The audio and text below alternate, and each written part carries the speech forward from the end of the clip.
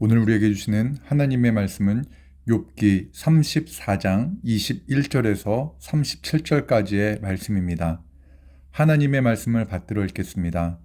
그는 사람의 길을 주목하시며 사람의 모든 걸음을 감찰하시나니 행악자는 숨을 만한 흑암이나 사망의 그늘이 없느니라. 하나님은 사람을 심판하시기에 오래 생각하실 것이 없으시니 세력 있는 자를 조사할 것 없이 꺾으시고 다른 사람을 세워 그를 대신하게 하시느니라. 그러므로 그는 그들의 행위를 아시고 그들의 밤사이에 뒤집어 엎어 흩으시는도다. 그들을 악한 자로 여겨 사람의 눈앞에 치심은 그들이 그를 떠나고 그의 모든 길을 깨달아 알지 못함이라.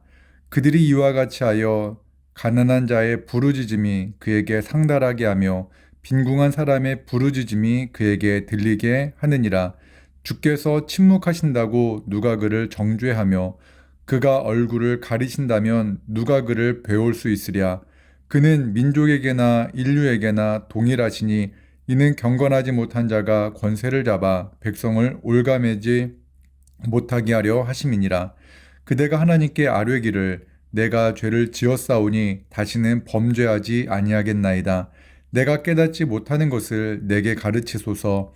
내가 악을 행하였으나 다시는 아니하겠나이다 하였는가. 하나님께서 그대가 거절한다고 하여 그대의 뜻대로 속잔을 치르시겠느냐.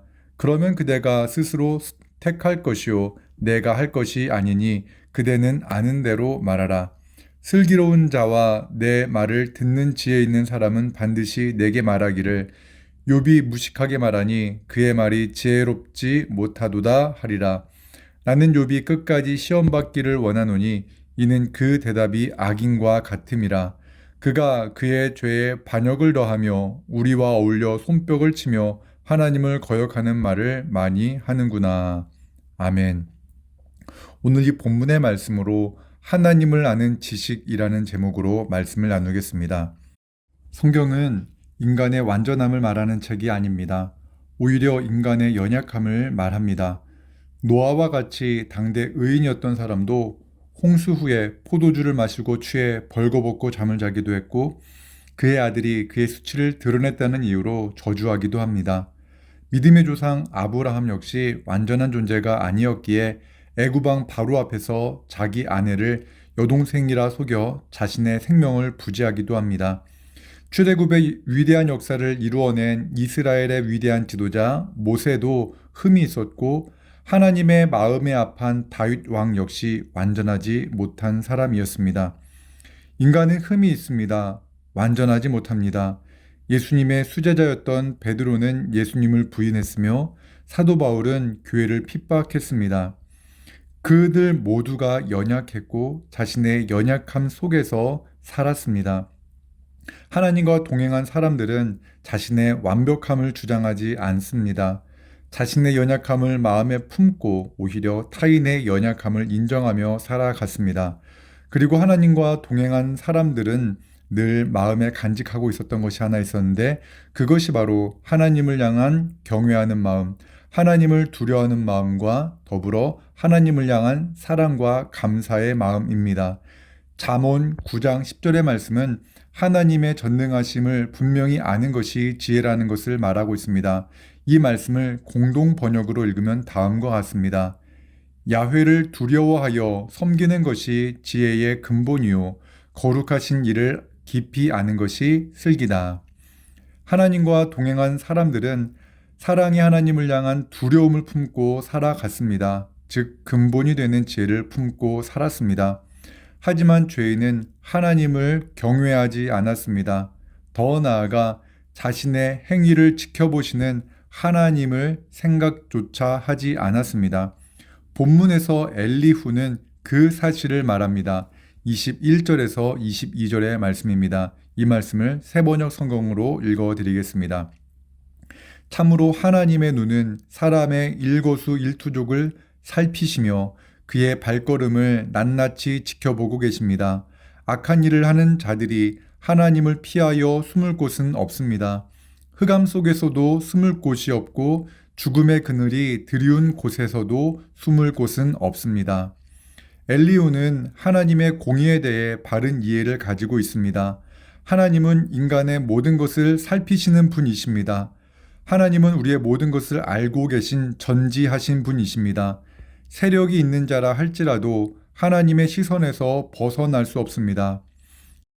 첫사람 아담의 아들 가인이 동생 아벨을 쳐 죽일 때 그는 하나님의 시선을 의식하지 못했습니다. 하지만 하나님은 가인의 모든 행위를 알고 계셨습니다. 그 누구도 하나님의 시선에서 벗어날 수 없습니다. 엘리후가 한 말은 하나님에 대한 바른 진술입니다. 이후에 나오는 진술도 하나님의 공의로운 성품을 잘 말하고 있습니다. 엘리후는 분명 하나님에 대한 거룩한 지식을 가지고 있었던 사람입니다. 23절에서 25절의 말씀입니다. 하나님은 사람을 심판하시기에 오래 생각하실 것이 없으시니 세력 있는 자를 조사할 것 없이 꺾으시고 다른 사람을 세워 그를 대신하게 하시느니라. 그러므로 그는 그들의 행위를 아시고 그들을 밤사이에 뒤집어 엎어 흩으시는도다. 하나님은 온 천하를 주관하시는 분입니다.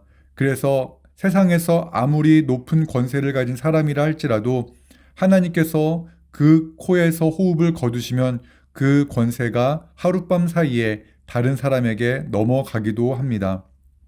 이렇듯 하나님은 전능하신 분입니다. 하지만 엘리후가 한 말은 완전하지는 않습니다. 그가 하나님에 대해 모르고 있는 것이 하나 있습니다. 그것은 바로 욥을 향한 하나님의 마음입니다. 엘리후는 욥을 정죄하며 이렇게 말합니다. 34절에서 37절의 말씀을 메시지 성경으로 읽어드리겠습니다. 생각이 올바른 사람들이 이구동성으로 하는 말, 내 말에 동의하는 지혜로운 사람들이 하는 말이 있습니다. 욥은 헛똑똑이다. 터무니없는 소리만 짓거려대지. 욥이여, 하나님께 그렇게 못되게 말대꾸를 했으니 어디 구속으로 끌려가 호된 질책을 받아 마땅합니다. 원래 지은 죄에다가 하나님의 징계에 저항하고 무엄하게도 하나님께 주먹을 휘두르며 전능하신 분을 여러 죄목으로 고발하는 죄를 더했기 때문입니다. 욥은 자신이 당하는 고난으로 인해 하나님께서 왜 이런 고난을 자신에게 행하셨는지 하나님을 원망했습니다. 또한 자신이 이 세상에 태어난 그 생일을 저주하기도 했습니다. 엘리후는 욥의 이런 탄식과 원망함으로 인해 하나님께 그가 호된 책망을 받아야 한다고 말합니다.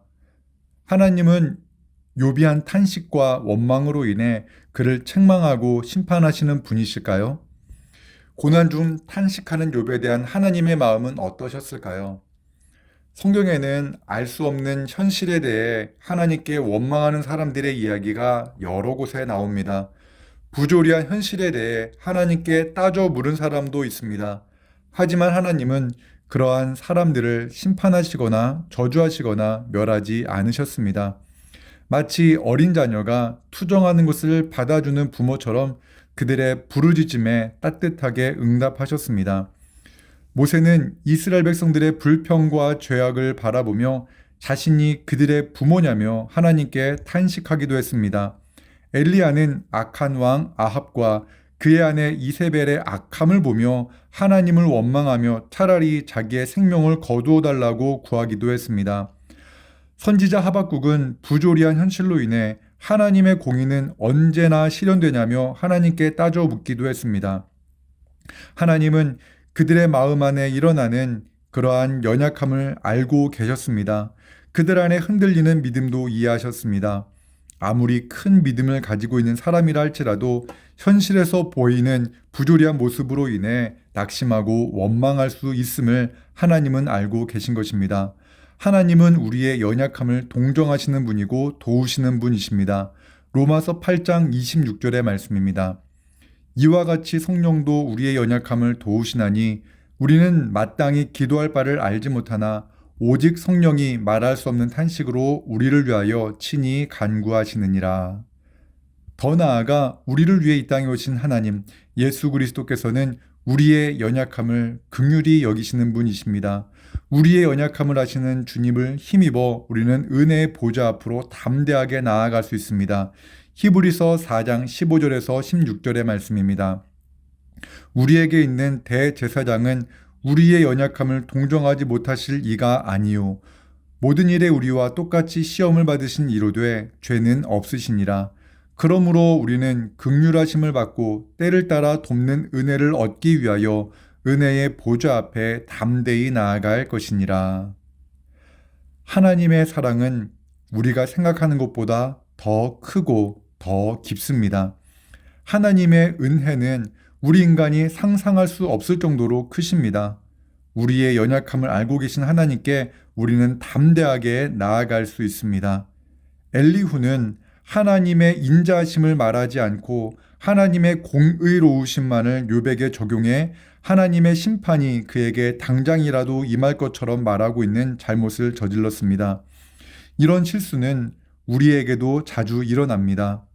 우리가 저지르는 실수 중 하나가 하나님의 크신 사랑을 자신에게 적용하고 하나님의 공의로우시고 엄격하신 심판의 말씀을 타인에게 적용하는 것입니다.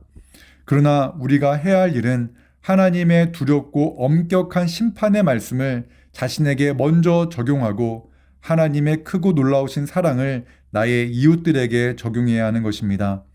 그가 내 눈에 아무리 큰 잘못을 했다 할지라도 하나님은, 사랑의 하나님은 그의 잘못을 용서하실 수 있습니다. 아니, 용서하십니다.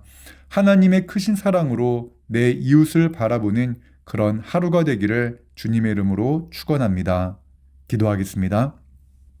사랑과 은혜 하나님, 하나님을 아는 지혜를 우리에게 허락하여 주옵소서. 하나님의 공의를 내 이웃에게 적용하기에 앞서 나의 삶에 적용하게 하시고 하나님의 크고 놀라운 사랑을 우리에게 부어주사 하나님의 사랑으로 나의 이웃들을 바라보게 하여 주옵소서. 오늘 이 하루도 감당하기 힘든 고난과 이해할 수 없는 어려운 상황 속에서 하루를 버텨내고 있는 성도들을 지켜주시고 오늘 이 하루 감사함으로, 기도함으로, 또한 기뻐함으로 승리하게 하여 주시옵소서. 그들에게 믿음을 부어주셔서 그 믿음으로 이 어려운 시간을 잘 이겨내게 하여 주옵소서. 예수 그리스도 이름으로 기도하옵나이다. 아멘.